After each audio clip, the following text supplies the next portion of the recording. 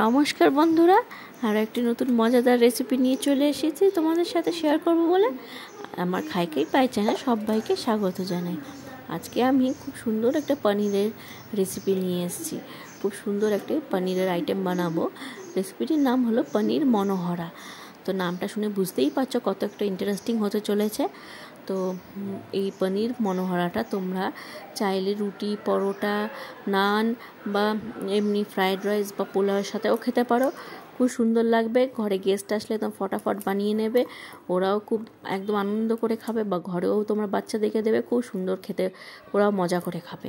তো দেরি না করে চলো চটপট রেসিপিটা দেখে নিই। প্রথমে আমি এরকম এক মুঠোর মতন আমি আমন্ড বাদামটাকে ফার্স্টে জলে একটুখানি ভিজিয়ে রেখেছিলাম অনেকক্ষণ। তোমরা চাইলে কাজু বাদামও নিতে পারো। তো আমি আমন্ড নিয়েছি, তার সাথে নিলাম খোসা ছাড়িয়ে, এবার আমন্ড বাদামের সাথে আমি এক মুঠোর মতো কিশমিশ, তারপরে এরকম 2 টেবিল চামচের মতন সাদা তিল আর একটু কাঁচা লঙ্কা দিয়ে খুব ভালো মতন আমি এটাকে পেস্ট করে রাখবো স্মুথ।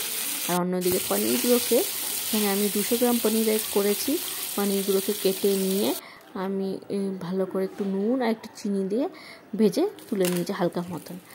তারপরে ওই তেলে আমি ফোড়ন দেব। ফোড়নের মধ্যে আমি 2টো তেজপাতা দিলাম আর 2টো শুকনো লঙ্কা দিলাম। শুকনো লঙ্কাগুলোকে ফাটানোর কোনো দরকার নেই, এরকম গোটাই দিয়ে দেবে। আর দিলাম হচ্ছে গোটা গরম মশলা, এলাচ, লবঙ্গ, দারচিনি। আর একটু নাড়াচাড়া করে গন্ধ বেরোলে একটুখানি অল্প একটু সাদা জিরে দিয়ে দেবে। সাদা জিরে বেশি দিও না, অল্প একটু সাদা জিরে দেবে। যখন জিরেগুলো একটু ফাটতে শুরু করবে তখন এর মধ্যে একটু রসুন কুচি দিয়ে দেবে। রসুন কুচিটা, এগুলো সব প্রতিটাই তোমরা একদম মিডিয়াম ফ্লেমে করবে, নাহলে রসুন কুচিটা পুড়ে যেতে পারে। তো রসুনের থেকে খুব সুন্দর একটা ফ্লেভার গন্ধ আসবে, তখন এর মধ্যে আমি অল্প একটু পেঁয়াজ কুচি দিয়ে দেবো। পেঁয়াজ কুচি দিয়ে খুব ভালো মতন একটু পেঁয়াজগুলোকে ভাজা ভাজা করবো, যতক্ষণ না পেঁয়াজগুলো একটু কাঁচ টাইপের হয়, একটুখানি ভাজতে হচ্ছে, ততক্ষণ অবধি পেঁয়াজগুলোকে আমি খুব ভালো মতন করে ভেজে নেব। ভেজে নেওয়ার পরে তার মধ্যে আমি এর মধ্যে দিয়ে দেবো আদা, রসুন আর কাঁচা লঙ্কা একটা পেস্ট করে রেখেছিলাম। আদা, রসুন আর কাঁচা লঙ্কার পেস্টটা এর মধ্যে আমি দিয়ে দেবো। দিয়ে খুব ভালো মতন মশলাগুলোকে এবার আমি কষবো। এর মধ্যে টমেটো কোনো কিছুরই ব্যবহার হয়নি, তার মধ্যে দিয়ে আর রসুনেরটা খুব ভালো মতন করে যতক্ষণ না একটু কাঁচা গন্ধ বেরোয় খুব ভালো মতন আমি মশলাটাকে একটুখানি ভালো মতন কষিয়ে নেব। একটুখানি নুন দেবো, নুন দিয়ে মশলাগুলো খুব ভালো মতন কষিয়ে নিয়ে আর একটু হলুদ গুঁড়ো দিয়ে দেবো।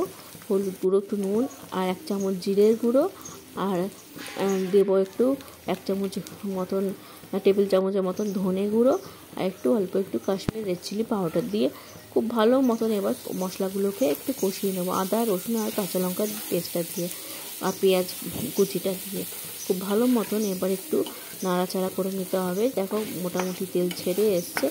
এই পর্যায়ের মধ্যে আমি এবার যে পেস্টটা বানিয়ে রেখেছিলাম সেই পেস্টটা একটু এর মধ্যে দিয়ে অল্প একটু জল দিয়ে পেস্টটা আমি এর মধ্যে অ্যাড করে দেবো।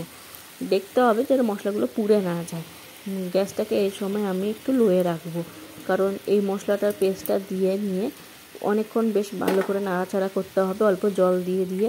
কারণ কি, যেটা বাদাম আছে এর মধ্যে সাদা তিল আছে, তো সেই জন্য আমাদেরকে একটু জল দিয়ে দিয়ে একটু ভালো মতো নাড়াচাড়া করে নিতে হবে, যাতে নতুবা তলা দিয়ে লেগে যাওয়ার চান্স থাকে। আর একটু এটা আঠালো জিনিস, খুব তাড়াতাড়ি ঘন হয়ে আসে তরকারিটা। যে কোনো তরকারিতে অ্যাড করলেই গ্রেভিগুলো তাড়াতাড়ি ঘন হয়ে আসে।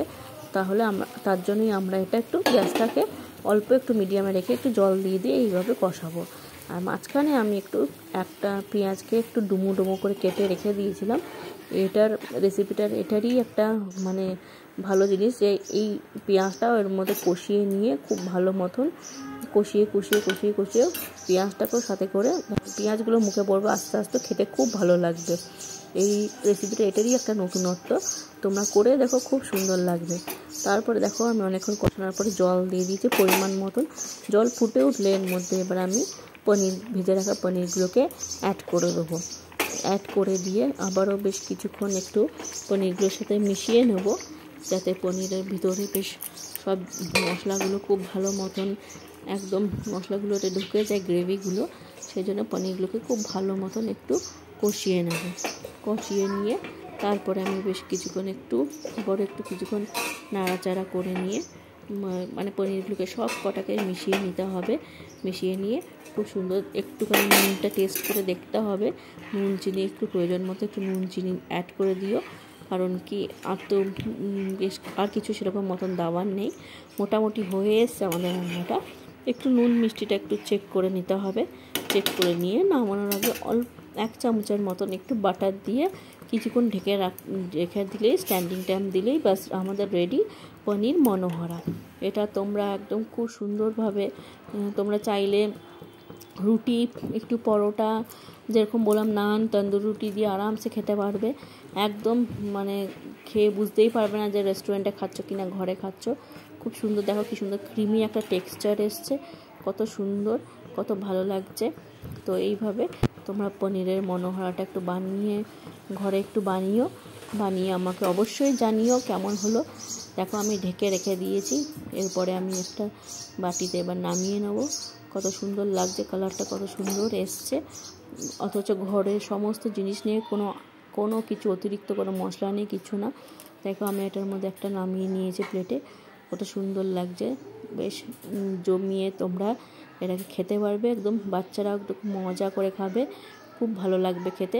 অবশ্যই তোমরা এটা ঘরে ট্রাই তো করবে নিশ্চয়ই। আমাকে অবশ্যই জানিও পনির মনোহরা রেসিপিটা কেমন লাগলো। আবারও আসবো একটা নতুন রেসিপি ভিডিও নিয়ে। Till then, tata.